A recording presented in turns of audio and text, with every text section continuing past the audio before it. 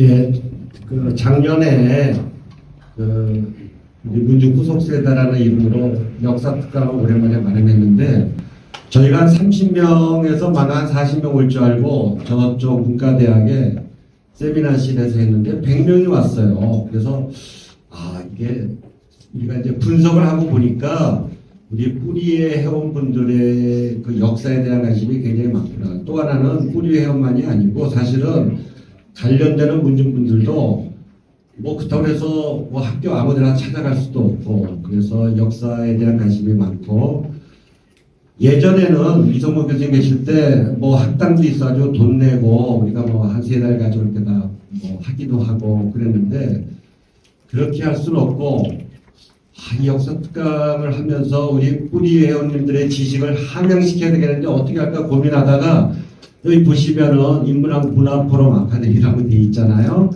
좀 이따 나오시겠지만 유민성 이사장님께서 저희 사정을 아셔가지고 이번도 후원하시고 가을에도 한 번 더 있습니다. 후원해 주시기로 아주 해주셔가지고 인문학 문화포럼은 사실은 우리가 인문학의 위기라고 합니다만은 뭐 유민성 이사장님이 인문학을 하셨고 그 이후에 자신뿐만 아니라 뜻있는 사람들을 갖다 잘 편득해가지고 지금 대학원생들 장학금을 갖다가 매년 4~5명씩 장학금을 지급하고 그 다음에 여러 단체를 필요한 단체들을 갖다가 후원을 해주고 있습니다. 그 중에 이번에 저희를 갖다가 후원해주셔서 정말 감사하게 생각하고 인문학의 위기는 말로만 많이 하지만 사실 실천하는 게 쉽지 않거든요. 요즘 다들 어려워서 뭐 이사장님도 여러 군데 펀드 이게 후원받기도 힘든데 저희들에게 이 좋은 기회를 주었습니다. 그래서 저희가 최고의 강사분들 잘 섭외하고 그렇게 해가지고 오늘 이 자리가 마련됐고 가을에 한 번 더 좋은 강사님들을 모셔가지고 이루어질 것입니다. 저희 인사만은 이 정도로 하고 다시 한번 우리 이 모임을 후원해 주신 우리 인문학 문화포럼의 유민성 이사장님에게 큰 박수를 맞으시기 바랍니다. 감사합니다. 감사합니다. 회장님께서 얼굴에 금치를 내주셨는데 제가 먹는데 돈을 안 쓴다고 그러는데 주로 얻어먹고 다닙니다. 그래서 돈을 잘 안 쓰죠. 이제 우리가 인문학에 대한 문제를 보면 이제 어저께는 천둥 번개가 치고 날이 굉장히 날씨가 험해서 오늘 어떻게 여기를 또 오나 걱정을 많이 했습니다. 그런데 이렇게 많이들 오셔가지고 우리가 이제 인문학이라는 거는 볼 때는 이제 과학과 비교를 해보면 인문학은 우리의 두뇌 같은 그런 저거고 과학은 우리의 몸통 같은 그런 역할을 하게 됩니다. 그래서 과학은 쉴 새 없이 발전하고 또 발전하고 어제 일이 오늘은 또 달라지고 하는데 이 인문학이라는 건 언제나 굉장히 느리게 갑니다. 그래서 이제 2000년 전의 말씀도 아직까지도 진리로 부족하고 우리가 어떤 인문학적인 노력을 해서 많이 해도 그 진보라는 게 아주 느리게 진행이 됩니다. 그래서 우리 여기 계신 분들이 이제 보면 연세가 많으신 분들도 계시는데 우리가 육체라는 것은 시간이 가면 갈수록 노쇠가 되고 나중에는 또 자연으로 돌아가야 되지만 이 인문학이라는 것은 우리가 공부를 하면 할수록 더 풍성해지고 더 범위가 넓어지고 우리의 지혜가 들어갑니다. 그래서 연세가 많으신 분들도 이렇게 인문학의 좋은 강의를 듣게 되면은 우리의 감성이 풍부해지고 우리 사회 문화가 발전하는 거에 기본이 되라고 생각합니다. 그래서 연세가 많고 힘드신 분들도 그렇고 젊은 분들도 그렇고 우리의 인문학 발전이 느리고 저거 하지만은 우리 인류를 위한 그런 발전에는 가장 중요한 것이기 때문에 우리가 이 일을 진행한 것이라고 생각합니다. 여러분 많은 좋은 강의를 드시고 여러분에게 좋은 그런 결과가 되기를 기대하겠습니다. 감사합니다.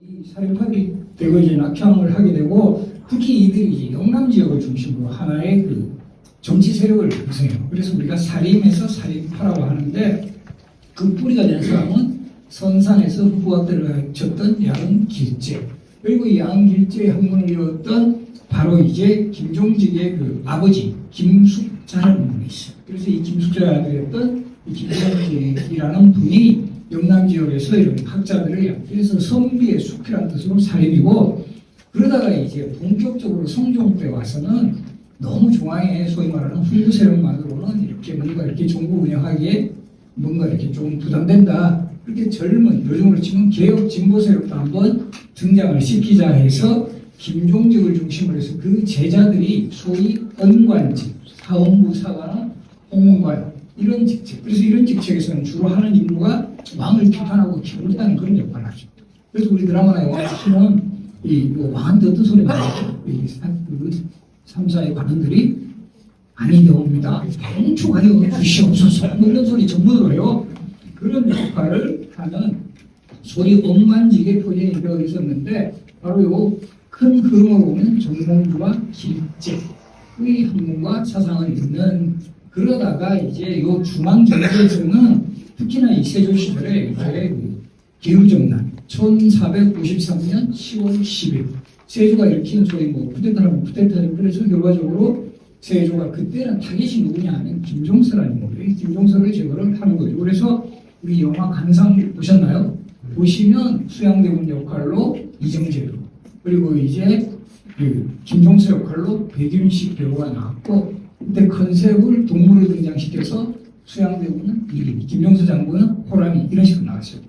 그래서 이때 근데 우리가 이것도 보면 역사적으로 쿠데타는 월과 일이 겹치는 날 잘합니다. 12.12 군사 쿠데타 기억하시죠? 그리고 우리 중국에 이제 신의 혁명 일어난 날, 몇월 며칠이죠? 10월 10일. 그래서 상십절. 그리고 우리 1936년에 서한 사변이 일어나요. 장개석을 감독해놓고 장장량이라는 인물이 국공합장이고, 그날이 1936년 12월 12일. 절묘하게 월과 일이 겹치는 날을, 그래서 이런 경험이 있으면 이제 후대에 월과 일이 겹치는 날은 특별하게 좀 경계를 해야 된다. 그래서 이 수양대군이 결국 기후정난을 성공시키고 결과적으로 이제 단종이 압박을 받아서 왕의 자리에서 물러나고, 그 이후에 예종 성종 시대를 거치면서는 공신들이 대거 배출돼요.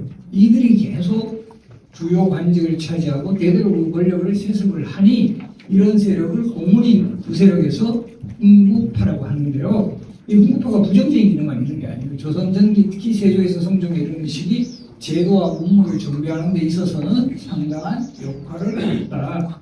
그 중심에 있었던 대표적인 인물이 뭐 신숙주라든가 정인지, 서거정, 정창손 이런 인물들이 이제 있다는 거죠. 그런데 이제 사단이 발생하는 게 성종 때는 그래도 살인파하고 흥부파를 잘 적절하게 조화시켜서 큰 문제가 일어나지 않았는데, 바로 이제 그 연산군이 지휘하면서, 연산군은 기본적으로 가장 싫어하는 게 이 실록 기록에 보면 공상이 상일 능멸하다. 하여간 왕한테 뭐라고 하면 일단 하여간 뭔가 자기한테 쓴소리하면 이건 무조건 그냥 엄청 싫어요.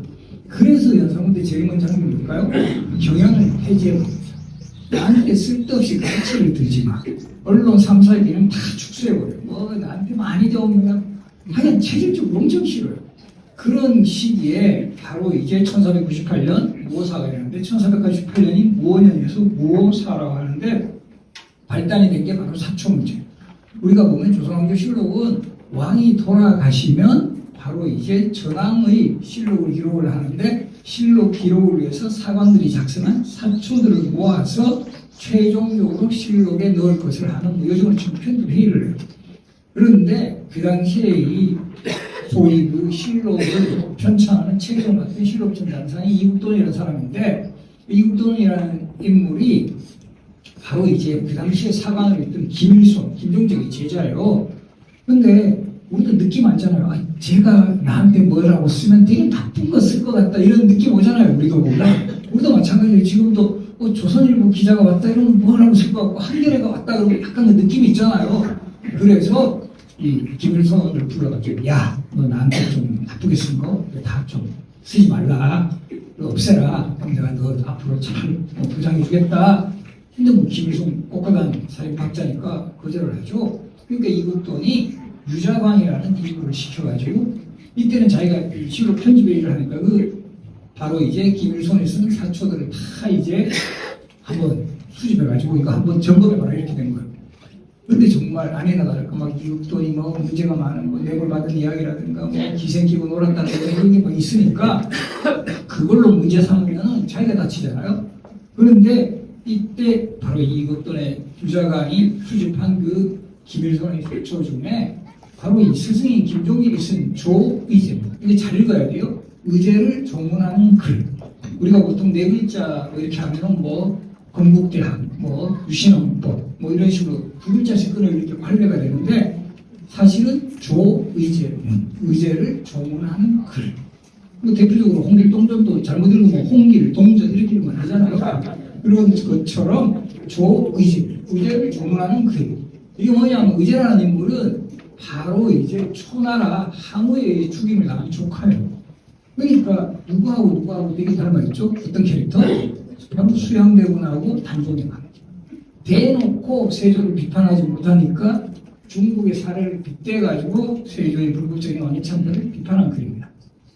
이게 이제 연산군에게 보고가 되면서 연산군이 어쨌든 바로 이제 순환을 모독한 바로 이런 글이다 해서 바로 이제 이 흥국파는 이 김종기율의 불충의 뜻이 있다고 공격을 했고 평소 사령 공격을 받아 수세에 몰려있던 이국돈, 유자광 등이 이제 앞장서서 바로 이제 김종직, 결과적으로 사초를 쓴 김일성은 결국 처형당하고요. 이거 아시는 분 아시는데 김종직은 이미 사망했지만 관을 다시 쪼개어가지고 시신을 참하는 뭐 그런 걸 뭐라 그러죠?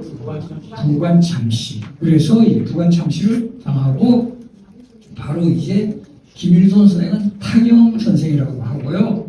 청도에 가는 자길소원이라고 있어요. 여기 보면 이제 김일성 선생이 이제 처형당한 날 그 시냇물에 피빛이 흘러내렸다라는 그런 것도 일화가 있는데 그리고 이제 이 김일성 타경 선생은 이제 김해김씨죠. 김해김씨인데 저는 왜 이렇게 제가 처음에 이제 결혼해서 장가 다니고 우리 장인어른이 타경 선생의 후손이라고 사학과 사이 왔다고 엄청 좋아해요. 집에 있는 막 족보 막 보여주고 해가지고 처음에는 되게 힘들었습니다. 맨날 그걸 보여주면서 이 어른 이고 어른 이고 막 해서 그래서 제가 아직도 기억이 나는데 이때 또 이런 악연이 있어요. 김종직하고 이제 유자광은 개인적으로 악연이 있습니다. 김종직이 함양군수 시절에 지금도 함양에 가면 학생부라는 누각이 있어요.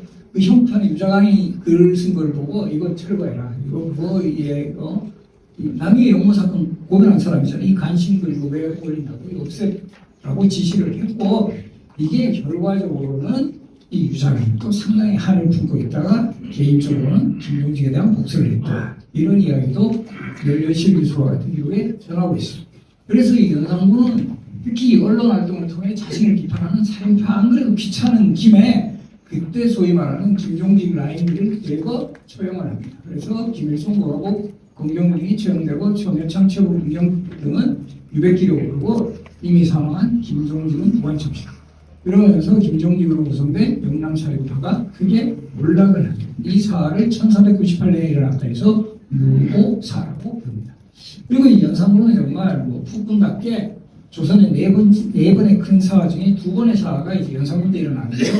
그 6년 후에 1904년이 갑자년에서 갑자사라고 하는데요. 이 갑자사의 가장 큰 원인 중에 하나는 갑자사는 소위 말하는 연산군의 측근 세력에 의해 기획된 사하고 결과적으로 흥국파도 상당히 희생을 당해요. 그 계기가 된 게 사실은 우리가 흔히 알고 있는 어머니 폐비윤 씨 사건이 다시 이제 부각이 됐는데 사실 연산군은 이미 즉위할 때부터 어머니가 폐비윤 씨가 이제 폐위돼서 사형을 받은 것을 알고 있었어요. 우리가 흔히 뭐 연산군이 이때 처음 어머니의 죽음을 알고 막 그래서 망정의 복속을 펼쳤다는데 그건 아니고요. 어떻게 알았냐면 연산군이 왕을 즉위했을 때 바로 성종의 묘지명을 쓰는데 바로 그 묘지명에 그 성종의 왕비 즉 폐비윤 씨가 윤기견의 딸이다라고 돼 있는 거예요. 근데 연산군은 원래는 폐비윤 씨가 폐위되고 나서는 정현왕후에게 입적이 돼요. 그러니까 정현왕후는 아버지가 윤포라는 사람이거든요. 근데 내가 왜 왕비를 윤호의 딸이라고 안 그러고 윤기견의 딸이라고 그러냐? 그래서 거기서부터 이제 알고 상당히 뭐 시금을 전폐했다 이런 기록이 있어요.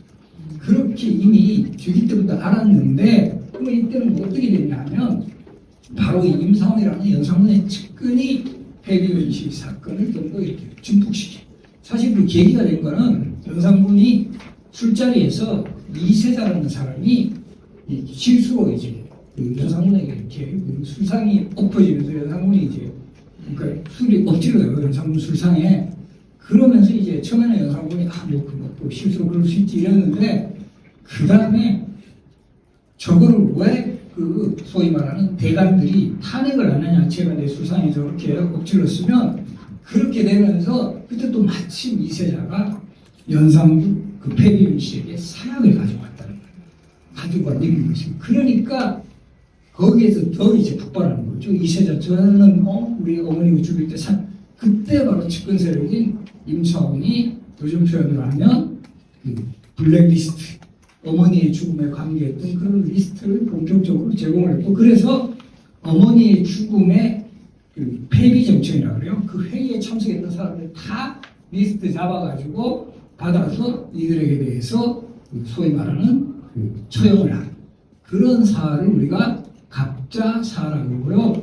이 갑자사 때가 무엇사입니다. 희생자가 훨씬 많고요. 김경필이나 정해창 이런 분들은 유배를 갔다가 유배지에서 결과적으로 다시 처형을 하고 김경필 선생에 대한 일화로는 유배지에서 처형 직전 모욕을 하고 만든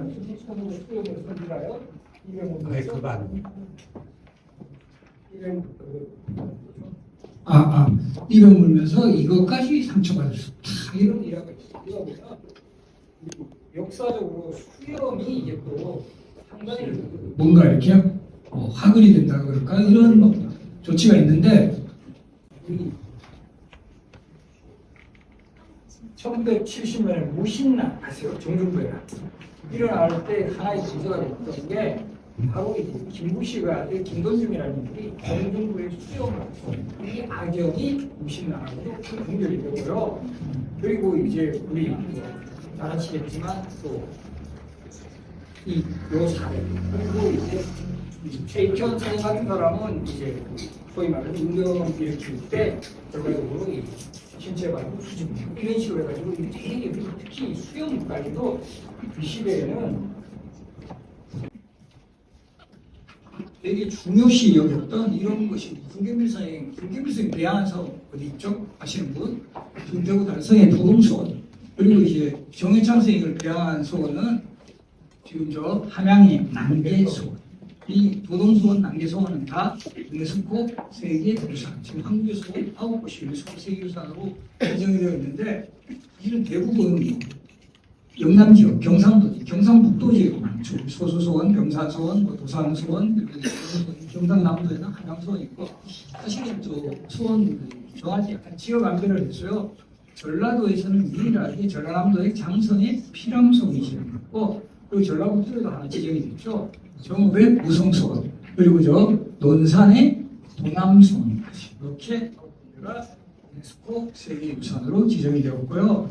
그래서 이때 임상홍하고 또 이것도 보면 참 아버지와 아들이라고 해야 되나요? 이미지는 오히려 김종직의 제자였어요. 그래서 어느 날 여성분이 임상홍 집에 놀러 왔는데 여성을 본받으면 저절로 캠평할 것인데 진시황은 무슨 일로 백성을 괴롭혔는지 딱 봐도 여성분 자기를 비판한 거잖아요. 그래서 결과적으로 이 갑자사 때 그 아들 이미지 그러니까 같은 아들이었지만 임상홍의 또 다른 아들 임승재는 소위 말하는 영상군 때 흥청 공급을 하는 그런 정말 역할을 했고 또 다른 아들 이미재는 바로 이런 완전히 이제 반대의 길에 들어서 그래서 이런 모습도 우리가 보면 1980년대에도 소위 말하는 50 시대 뭐 정권의 아주 저도 이거는 이분 확실히 제가 기억을 하는데 우리 당시 노동부 장관 하시던 남재희 장관의 따님이 완전 운동권 학생이어서 그런 사례들이 현대 의제로 이어졌다는 거죠.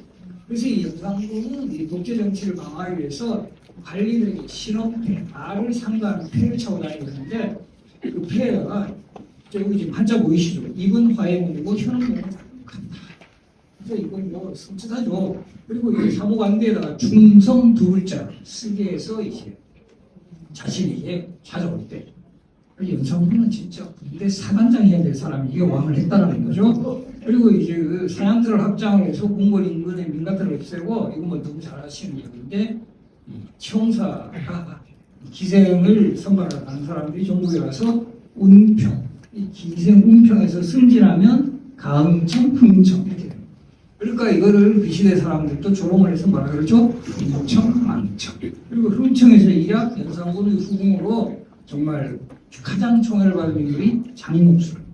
장목수는 우리가 그러면 연산군 때 이렇게 이 총애를 받을 정도면 정말 외모가 뛰어났을 것 같다 그런 느낌 들지 않아요? 근데 의외로 장목수에 대한 정화 기록을 보면 나이는 30인데 16살처럼 보였고 되게 동안이라는 거죠. 그 다음에 반전인데 얼굴은 중간 이하였다. 합하면 못생긴 동안인데 되게 캐팅하기 힘들어요. 그래서 영화나 드라마에서는 되게 미모 여배우가 하는데 실제 장목수는 외모로 승부하면 말빨 연산군을 어린아이처럼 부리고 노예처럼 부렸다라는 그런 기록까지 있습니다. 그런 연산군의 폭정에 정말 괜히 이제 나섰다가 엄청 나오고 그러니까 마지막에 이제 김처선이라는 대시가 이 연산군의 이런 폭정을 가하다가 아주 잔인한 방법으로 결과적으로는 화를 쏘고 그 시신까지 이제 잘리는 그런 참혹한 죽음을 당한 그런 내시도 있었고요. 그런 연산군을 그대로 두지 않았죠. 1506년에 중종 반정이 일어납니다. 그래서 이 반정의 공간은 연산군이 이때 창덕궁에 머물고 있었어요. 이 왕의 남자를 보셨나요? 대부분 보셨겠죠? 저는 이 왕의 남자고 고증이 잘 됐다고 생각한 게 마지막 스크롤이 딱 올라갈 때 인정전기.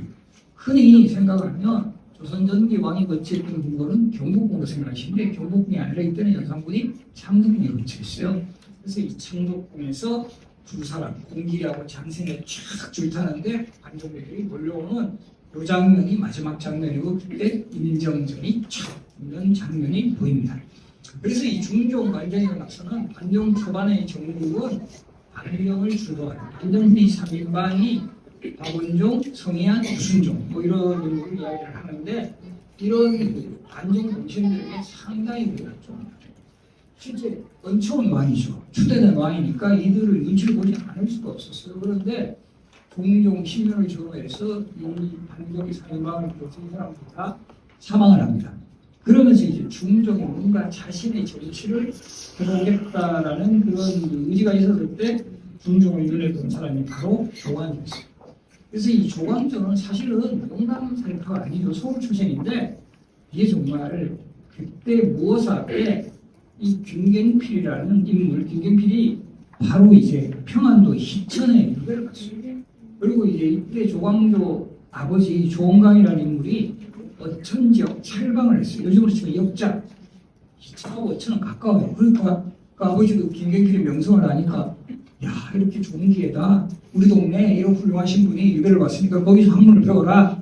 그렇게 해서 정말 어떻게 보면 이 무배가 이 김갱필과 조광조의 만남은 가능하게 됐고 이때 조광조가 이 김갱필에게 특히 수학을 열심히 배웁니다. 아까 정원선의 강의에서도 수학 나오죠. 그죠? 수학이 가장 이제 기본되는 그런 뭐 성리학, 인형선인데 그래서 이 조광조는 살인파 형문 전수 받을 수 있는 기회가 있었고 그리고 이제 과거 시험에 문제에서 초시에는 장원 1515년에 있었던 알성시라는 거는 왕이 이렇게 성균관을 방문했을 때 특별 시험 치는 거예요. 여기서 조광조가 이제 2등을 하기는 하는데 그 답안지가 지금도 남아있어요. 왕이 질문하는 거 우리가 책문이라고 하고 거기에 답안 쓰는 거를 대책이라고 합니다. 그래서 우리 지금도 그런 걸 하죠. 대책을 세워라. 그 대책 답안지가 완전히 뭐 중종을 확 사로잡아요. 우리도 보면 딱 그런 꽂히는 사람 있잖아. 그래서 저희 조광조 답안지 직접 원문 읽어봤는데 이렇게 꽂힐 수밖에 없지 이런 의문이 들 정도로 그렇게 뭐 핵심적인 내용은 아닌데 어쨌든 핵심은 그거예요. 요순 시대의 도리를 바로 삼아서 이 시대의 정치를 기억하자 이게 핵심입니다. 그러면서 실제 조광조는 유교적 왕도 정치, 도덕 정치 그리고 토주 소유의 상한선을 막고 또 가장 적극적으로 추진한 것 중에 하나가 도교의 제천 행사를 주관하던 속격서를 폐지합니다. 그래서 이 속격서가 있었던 곳이 지금도 지금은 서울 현대미술관이지만 예전에 뭐한 사람은 그 동네를 우리가 속격서동이라고 했어요. 속격서가 있어서 그리고 속격서에서 도교의 제천 행사 주관할 때 3청의 제사 지내요. 그래서 지금 또 삼청동이라는 말을 하죠. 그런 이 소격서를 이제 적극적으로 폐지해 나가는 것은 이단 사상의 뭐 중심이다. 그래서 이건 상당히 반발을 사요. 뭐 우리 지금 쉽게 생각해가지고 뭐 갑자기 뭐 이렇게 여기 있는 절 다 없애 이러면 엄청난 반발이 일어날 거 아니에요. 그런데 어쨌든 추진을 하고 그다음에 지방의 특산물을 이제 공물이라고 하는데 이런 것의 폐단 또 시정하는 조치들 그리고 이러려면 언론의 위상을 가봐야 됩니다. 그리고 특히 조광조가 중점을 뒀더니 경연을 할 수가 왕하고 신하하고 항상 학문하고 토론하는 자리 우리가 경연이라고 그러죠. 경연은 많이 하는 경우 하루에 4번까지입니다. 아침에 하는 조광, 점심에 하는 주광, 저녁에 하는 석광, 밤에 하는 자리. 이거 진짜 왕극한 직업이에요. 하루에 4번 오래 공부해야 되고 그런데 이 조광조가 경연을 열심히 할 때 처음에는 중조가 진짜 열심히 해요. 그래서 우리 조선시대 왕 중에 이 실록 기록을 바탕으로 경연 횟수를 찾아보니 1등 누구일 것 같아요? 경연 제일 많이 하나? 성경. 네, 성경 맞습니다. 예습하셨나요? 무슨 지식이신가요? 세종을 제치고 성종이 1등한 비결은 성종은 밤에 하는 경연. 야대를 정말 많이 했어요. 야대를 많이 했던 거는 뭘 또 의미하죠? 뭘 좋아하셨다? 성종은 술을 좋아하셔가지고 밤에 회의 많이 잡았고요. 중종이 3등입니다. 바로 이 조광조 때 엄청 경연하는 바람에 중종 3등, 정조 4등 이렇게 됩니다. 그러면서 자신이 지향하는 그런 여러 가지 그 정치 사상이나 이런 걸 상당히 강조를 하죠. 그리고 이 지방의 살인파 입지를 강화하기 위해서 소학을 널리 보급하고 유교 질서를 확립하기 위해서 향약까지. 이러려면 자신과 함께할 우리도 마찬가지예요. 그런 세력이 필요할 거 아니에요. 그런데 과거 시험으로 그대로 진행을 하면 소위 훈국파들이 계속 과거 시험을 넘어갑니다. 이들은 벌써부터 과외 공부하고 이러니까 요즘 뭐 쉽게 표현하면 강남 8학번이 아무래도 강하잖아요 시험에는. 그러니까 우리 지금도 그런 제도 많이 합니다. 이걸 보완하기 위해서 지금 우리 건대에서도 뭐 추천제, 뭐 자기 추천제, 뭐 전공 뭐 적합 뭐 이런 걸 뽑아요. 그런 것처럼 이제 추천제를 하죠. 그렇게 해서 현명하고 의진사랑 전형적인 추천제예요. 결과적으로 이제 중종 그 조광조가 권력을 잡았을 때 현령과를 또 28명 뽑았는데 대부분 조광조 측근이에요. 결국 추천이라는 거는 어느 정도 그 주관을 하는 사람의 의지가 개입이죠. 결과적으로 조광조는 자신과 기업 정책을 같이 할 그런 사람들을 만들기 위해서 현령과를 실시합니다. 그리고 이제 이런 것을 바탕으로 조광조가 궁극적으로 추진하려고 했던 게 미운삭제. 아마 아실 겁니다. 중종 반정 때 공신들이 가장 많아요. 20여 명이 넘습니다. 그런데 그 중에는 진짜 공신도 있지만 뭐 친척이라든가 뭐 친구라든가 정말 허위로 공신이 된 사람이 그러는 거죠. 이 조광조가 이런 세력들을 찾아내가지고 이 가짜로 훈장을 받은 사람은 삭제합니다. 이렇게 되면 미운 삭제라는 거 요즘 말해서 뭐 임명장이 없어지는 게 아니에요. 공신이 되면서 받았던 뭐 토지라든가 뭐 이런 여러 가지 노비라든가 이런 거에 다 박탈이에요. 경제적 기반 박탈. 그러다 보니까 이 소위 말하는 훈구 세력들도 조광조가 막 처음에는 개혁 정치하고 워낙 그때는 중종의 신임을 받을 때 그때도 정말 절묘하게요. 조광조의 최종 직급이 뭐냐면 검찰총장이에요 지금. 사헌부에 그 대사관을 맡았어요. 검찰총장하면서 개혁을 추진하니까 그때 워낙 중종의 신임을 받을 때는 검찰 못하다가 이 민주상태까지 본인들이 직접 타격을 받으니까 가만히 있지는 않는다는 거죠. 그래서 본격적으로 이제 중종을 결과적으로 이런 훈구 세력들도 가장 큰 거는 왕을 훔치게 돼, 왕의 마음을. 그래서 이 훈구 세력들, 소위 뭐 남곤, 신정 뭐 이런 사람들이 중심이 돼가지고 계속 중종하고 채널을 통해가지고 이 조광조는 왕국까지 너무를 이어가는 겁니다. 계속 어필하는 거예요. 그러면서 중종도 가만히 생각해보니 맨날 경연하다 그러지. 그러면 경연에서 나가지고는 왕이 이렇게 뭐 하셔야 됩니다. 이거 똑바로 하는 거예요. 특히 이때도 지진이 많이 일어나요. 이 지진이 일어나는 거 보고도 왕이 마음을 제대로 안 잡으시고 이게 뭐 많이 스트레스 아닙니까? 그러면서 결국 중종도 이제 조광조의 동거를 진짜 그런 생각을 합니다. 지가 왕이야 내가 왕이야 이렇게 된 거고 결과적으로 이 중종은 정말 그 전날까지 확 신임하다가 바로 다음 날 이 조광조에 대한 체포령을 내요. 이 분당을 만들어 영모를 묻게 한 그런 혐의로 결국 조광조는 유배를 갔다가 유배지 지금 전라도 능주, 광주 밑에 있는 화순에서 사역을 마시고 그래서 이때 이제 조광조를 공부하기 위해서 이제 여러 가지 그 참수도 하고 이런 것 중에 대표적인 건 추초리라. 그것도 아마 이건 실록이라든가 여러 문제 기록이 많이 나오는데요. 조시가 왕이. 근데 이거는 기록은 사실 중종 당대보다는 선조실록에 더 본격적으로 선조실록이 중종실록에 누락이 된 걸 들어서 기록을 한다 이렇게 나오는데 제가 아마도 바로 이제 이 조광조가 이때는 상당히 이제 복권이 되고 추앙한 거예요. 그런 과정에서 이 실록을 기록하는 입장에서는 왕인 선조 입장보다는 왕인 중종이 조광조를 완전히 날렸다는 것보다 바로 이 공신들, 뭐 남곤이라든가 신정 이런 사람들이 모함을 해가지고 그렇다 해버리면 아무래도 중종 입장에서는 좀 더 이렇게 뭔가 좀 책임을 면할 수 있죠. 그렇게 해서 나온 장치로 어쨌든 그 주초위안이라는 기록은 상당히 계속 나옵니다. 다른 문제에서도 그러다가 이 조광조가 문제에서 사역을 하고 이렇게 조광조의 사역을 봤을 때 모두 재밌는 기록이 있는데 우리가 사약 그러면 죽을 사자라시고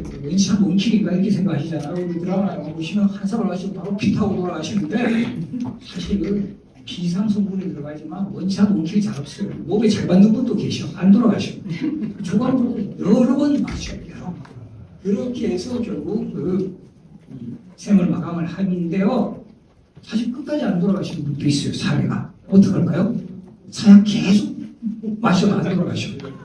조형에 처했다. 이렇게 목을 며 처형했다. 그러니까 사약은 원샷 원킬을 절대 안 한다. 근데 영화를 들어가시는 거에 한 사람 마시면 바로 돌아가실까요? 사약 마셔서 죽는 데 20분 걸리면 채널 다 돌려버리니까 바로 할 수 없이 원샷 원킬을 하시는 거고 조광조 선생은 지금 서원이 신곡서원이 지금 용인에 가면 수지식 바로 상현리에 있는데요. 여기에 조광조 선생 무덤이 있어요.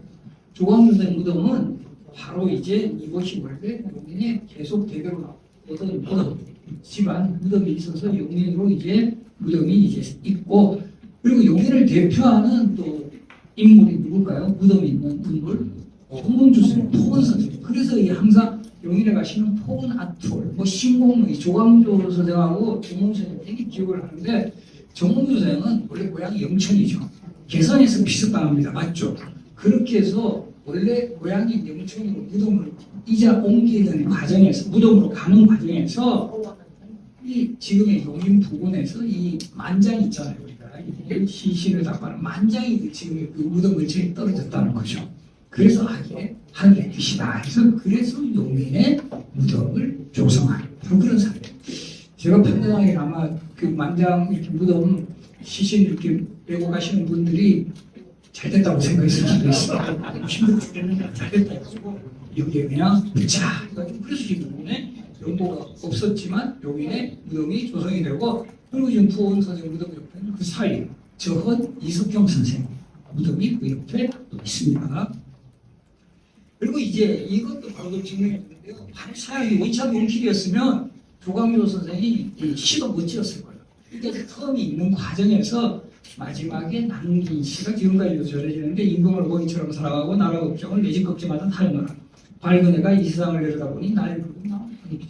그러니까 조광조는 이 유배지에서도 진짜 이거 잘못된 거다. 이 왕이 뭔가 오해가 있어서 나를 풀어준 거다. 이렇게 항상 그 서울을 향해 절을 하고 있는데 어느 날 이제 군부에 어느 날 서울에서 왔다 관리가 자기 풀어주는 줄 알았어요. 그런데 가지고 무슨 사약이 됐고 이게 왜 조광조라는 인물이 이렇게 우리 역사에서 중요한 아이콘이 됐냐면 이 바로 조광조의 학문을 개성한 이 살인파들이 항상 이 조광조의 학문에 뭔가 이렇게 뿌리를 줍니다. 그래서 우리가 되게 이양 남명교시 유복이 이런 분들 다 조광조를 높이 평가하고요. 특히나 그 광해군 때 오현의 문묘 정서가 이루어져. 거기에 김경필, 정여창 그리고 조광조가 그리고 처음에는 이제 이현적, 이황 이렇게 들어가죠. 그렇게 하면서 조광조는 요 5분 중에 유일하게 영남 사람도 아니에요. 그럼에도 불구하고 조광조의 이름이 들어간 것은 그만큼 정통 성리학의 계승자 그리고 이 개혁 정치의 중심이다. 그러면서 퇴계위원 같은 경우도 공원 청풍이 대단히 높아서는 한미군 집중경제에 이르지 못하고 임금을 교수처럼 받고 백성에게 요선이 덕택을 입히려는 것은 군자의 뜻이긴 하나 이게 비판도예요. 사세와 영향을 헤아리지 않고 김연원의 실패는 바로 여기에 기인한 것이다 라고 해서 뭐 이제 너무 그런 사세와 영향을 헤아리지 않고 너무 극진적으로 그래서 이 조광조 개혁의 실패 원인은 항상 급진적으로 지나치게 이상적이었다 이런 평가를 하는 겁니다. 그리고 율곡 이선생도 공은 현철한 자질 경세예민 재령을 지냈지만 학문이 이루어지기 전에 급하게 의지를 올라 위로는 임금의 마음을 받아잡지 못하고 아래로는 문세가의 비방을 막지 못하여 그 충성을 바치려 하자 참소하는 일이 벌어져 죽었다. 학자들이 공으로 말미암아 성리학을 숭상하며 왕도를 중히 여기고 패도를 천하게 볼 자를 그가 기침하는 이런 식으로 그리고 이제 여기서는 소개 안 했지만 남명조식 같은 경우도요 조광조의 부음을 듣고 낙창을 해가지고 이제 소위 말하는 서사의 길을 간다 이런 다 그러니까 조선 중기를 대표하는 이런 학자들이 조광조를 높이 평가하면서 조광조는 오히려 후대에 와서 개혁의 아이콘으로 또는 이제 성리학의 아주 도통의 중심으로 이제 부각이 되죠. 이렇게 이 중종 때 조광조가 실각이 된 김용호 사화 이후에는 실제 실록에서 나와요. 소학이라든가 근사록 같이 조광조가 강조했던 이런 책들이 금서가 될 정도였어요. 이런 책 잘못 읽었다가는 너도 화를 당할 수 있어. 이렇게 됐다가 그래서 이 중종 시대에는 상당히 보면은 소위 말하는 이량으로 대표되는 외적 정치가 오랫동안 지속이 됐는데 바로 요 중종의 왕세자 인종은 세자 생활은 한 25년 한 사람이에요. 그러니까 결과적으로 세자 생활 오래 한다는 건 뭘까요? 그 성향이 오래 왕에 있는 거예요. 우리 의외로 문종이 또 세자 생활 29년 하거든요. 그 이유는 의외로 우리 세종도 오랫동안 제위하셨어요. 그러면 8살에 세자 책봉돼가지고 37살에 이제 왕이 되는 그런 케이스인데 인종도 세자 생활을 오래 하면서 인종의 스승이 김인후라는 하서 김인후. 그러면서 인종이 세자 시절부터 하서 김인후의 영향을 상당히 많이 받고 그래서 지금도 피랑소원에 가보시면 그 인종이 하서 김인후에게 하사했다는 흙죽도 먹으로 대나무 그림 그리고 남아 있습니다. 그러면서 이제 1544년 11월에 왕이 되면서 김인후 등 살인파들을 적극적으로 뭔가 이 살인 정치를 회복해보겠다 했는데 안타깝게도 인종은 우리 조선의 왕 중에 최단기 제위왕이 8개월 제위했습니다. 8개월 제위하고 승하하고 나서 1545년 12월에 1545년에 그 인종은 아들도 없으니까 그 이복 동생인 문정왕의 아들이 명종이 12살 나이로 즉위를 했고 잘 알다시피 문정왕과 수령 청정을 하는 거예요. 후대는 하고 그때 이 문정왕의 오라미인 윤원영과 같은 외척 세력들이 상당히 권력을 행사하면서 이 윤원영 세력은 또 살인파 엄청 싫어요. 그러니까 이때 이 인종의 후계는 역할을 했던 인물이 외삼촌 윤임 그래서 대윤이라고 불렀고요. 그리고 이제 명종은 바로 이 윤원영이 주도하면서 소윤 그래서 우리가 의사사를 흔히 예전에 교과서에서 대윤과 소윤의 대립 기억하세요? 이것도 뭐 한참 지나간 일입니다만은 예전에 그 윤석열 대통령 때 파평유시잖아요. 그리고 그때 우리 윤대진이라고 검찰 차장이 있어요. 이 사람 근데 이제 언론에서 대윤과 소윤 이렇게 표현하는데 그때 제가 그 윤대진 그 당시에 그분 뭐 연수법원 법무연수원에 만난 적이 있는데 뭐 요즘 언론에 대윤 소윤을 만나 그러니까 그런 게 기자들이 잘못이라고 자기는 해평유신데 말도 안 된다는 그런 거죠. 우리가 그런 역사적 상식 어설프게 알고 있다가 실수하는 대표적인 사례가 옛날에 그런 일도 있어요. 우리 이상시인 자기가 이상시인 후손이라고 입으라고 한다면서요. 아니죠. 이상시인의 본명은 김혜경이라고. 그래서 나는 내가 이상이 좀 그런 거 소위 말해서 사기를 치려도 좀 역사적 소양이 있어야 된다는 걸 우리가 좀 보여주고 있는 대목인데 어쨌든 대윤 소인의 계획은 이제 영종 즉위 후에 소연 즉 윤원영 세력이 권력을 잡으면서 이 사람들은 체질적으로 권력형 비리에 강하게 지정하는 살인파들을 싫어요. 그렇게 해서 1545년에 대거 살인파들을 숙청하는 사건 이게 을사년 올해 지금 을사년이죠. 바로 올해 그 올해 을사년하면 항상 소환되는 그 을사년이야. 1905년, 그 다음에 1545년 의사, 사. 그리고 참고로 이수인 장군이 태어난 해도 의사년입니다. 이수인 장군 1545년 4월 28일에 태어나셨고요. 그래서 제가 이제 좀 확실하게 기록을 하시려면 400년 전에 해방군이셨다 이렇게 들었어요. 1945년에 치게 오잖아요. 이수인 장군하고 해방하고 이미지가 좀 겹치죠. 이수인 장군 1545년생. 그래서 이렇게 이제 네 번의 사가 거친 후에 1567년에 이제 선조가 제기합니다. 선조가 16살 나이로 즉위하는데 선조 때부터 본격적으로 사람정치 시작해요. 선조는 조선왕 중에 최초의 반계 출신. 이게 무슨 말이냐면 명종까지는 어쨌든 간에 어머니가 왕비 아니면 계비예요. 이 적자예요.